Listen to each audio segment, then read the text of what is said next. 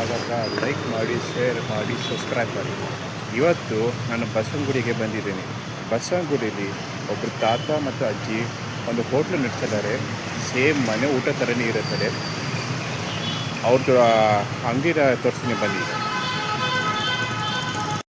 ಅವ್ರದ್ದು ಅಂಗಡಿ Basavanagudi Indian oil petrol bunk ಇದೆ ಗೊತ್ತಾ, ಅಲ್ಲಿ ಎದುರೇ ಬರುತ್ತದೆ ಅವ್ರ ಎಕ್ಸಾಕ್ಟ್ ಲೊಕೇಶನ್ನು. ಮತ್ತು ಇಲ್ಲಿ ಶೇಖರ್ ಹಾಸ್ಪಿಟ್ಲ್ ಇದೆ. ಶೇಖರ್ ಹಾಸ್ಪಿಟ್ಲ್ ಪಕ್ಕದಲ್ಲೇ ಇರುತ್ತದೆ. ಇವ್ರದ್ದು ಸುಮಾರು 40 ವರ್ಷದಿಂದ ಇವರು ಅಂಗಡಿ ಮಾಡಿದ್ದಾರೆ.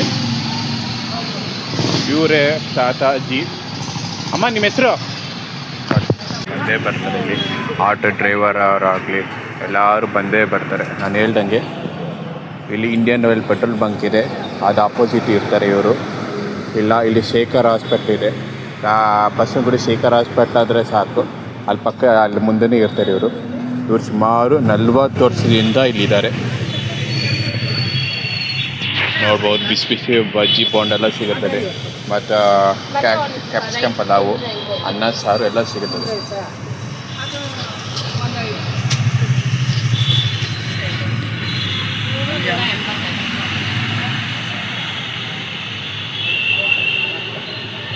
ಇವಾಗ ಈ ಶ್ರೀ ಮಹಾಗಣಪತಿ ಹೋಟ್ಲವರ ತಾತಾಜಿಯವರ ಮಾತಾಡ್ಸೋಣ ಬನ್ನಿ.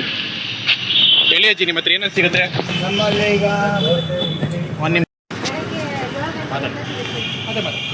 ದೋಸೆ, ಇಡ್ಲಿ, ವಡೆ, ಓಕೆ, ಪೂರಿ, ರೈಸ್ ಬಾತ್ ಎಲ್ಲ ಬೆಳಿಗ್ಗೆ 7ರಿಂದ ಮಧ್ಯಾಹ್ನ 11:30ವರೆಗೆ ನಾಷ್ಟ ಸಿಗುತ್ತೆ. ಓಕೆ, ಆಮೇಲೆ 11:30 12:30 ನಾಷ್ಟ ಊಟ, ಓಕೆ, ಪೂರಿ, ಚಪಾತಿ, ಮುದ್ದೆ, ಹಾಂ, ರೈಸು ಎಲ್ಲ ಸಿಗುತ್ತೆ. ಮತ್ತು ಎಷ್ಟು ವರ್ಷದಿಂದ ನಡ್ತಾರೆ ತಾತಾಜಿಯವರು ಇಲ್ಲಿ? 40 ವರ್ಷದಿಂದ ಇದ್ದೀವಿ ಸರ್. ನೀವೇನಾಗಬೇಕು ಸರ್? ನಾವು ಅವ್ರ ತಮ್ಮ.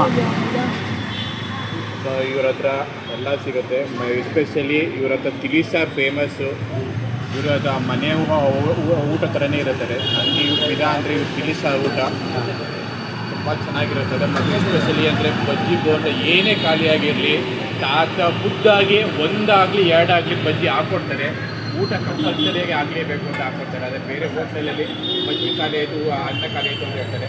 ಅಲ್ಲಿ ಚಪಾತಿ ಖಾಲಿ ಆಗಿರಲಿ, ಏನೇ ಖಾಲಿ ಆಗಿರಲಿ, ಎಷ್ಟು ಬೇಕಪ್ಪ ನಿಮ್ಮ ಮೊಮ್ಮಕ್ಕಳು ಥರ ನೋಡಿಕೊಂಡು ಎಷ್ಟು ಬೇಕಪ್ಪ ಅಂತ ಹೇಳ್ಬಿಟ್ಟು ಅವಾಗ ಎಣ್ಣೆ ಬಿಸಿ ಮಾಡಿ ಹಾಕ್ಕೊಡ್ತಾರೆ. ಅದೇ ಇವ್ರ ಸ್ಪೆಷಲಿಟಿ.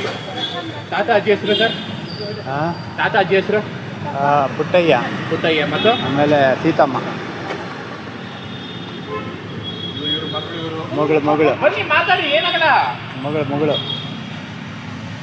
ನೋಡ್ಬೋದು, ಯಾರೇ ಅಂಗಡಿಯೆಲ್ಲ ಬರ್ತಾರೆ. ಊಟ ಥರ ಇರುತ್ತದೆ.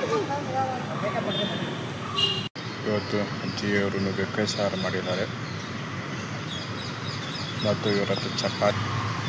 ಮಹಾಗಣಪತಿ ಪ್ರಸನ್ನ ಅಂತ ಇವರು ಹೆಸರು ನೋಡ್ಬೋದು. ತಾತಾಜಿಯವ್ರ ಊಟ ಹೆಂಗಿದೆ ಸರ್ ಇಲ್ಲಿ? ಚೆನ್ನಾಗಿದೆ ಸರ್. ಇದೆಯಾ? ಮನೆ ಊಟ ಥರನೇ ಇರುತ್ತದಾ? ಇರುತ್ತೆ ಸರ್. ಎಷ್ಟು ವರ್ಷದಿಂದ ಬರ್ತಾರೆ ಸರ್ ಇಲ್ಲಿಗೆ?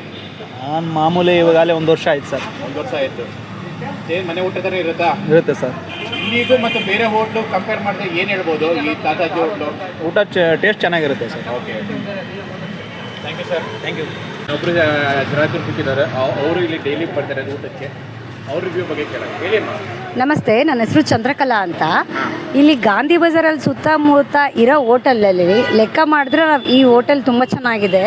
ಮನೆ ಥರನೇ ಅಡುಗೆ ಮಾಡ್ತಾರೆ. ಅಜ್ಜಿ ತಾತ ಅಷ್ಟೇ ಪ್ರೀತಿಯಿಂದ ಮಾತಾಡಿಸಿ ಊಟ ಕೊಡ್ತಾರೆ. ಬರೀ ಊಟ ಅಂತ ಊಟ ಮಾರಾಟ ಥರ ಇಲ್ಲ, ಇಲ್ಲಿ ಮನೆ ಊಟ ಥರನೇ ಇದೆ. ಅಷ್ಟು ಚೆನ್ನಾಗಿ ಪ್ರೀತಿಯಿಂದ ಮಾತಾಡಿಸ್ತಾರೆ. ಯಾರೇ ಬಂದರೂ ಪ್ರೀತಿಯಿಂದ ಮಾತಾಡಿಸ್ತಾರೆ.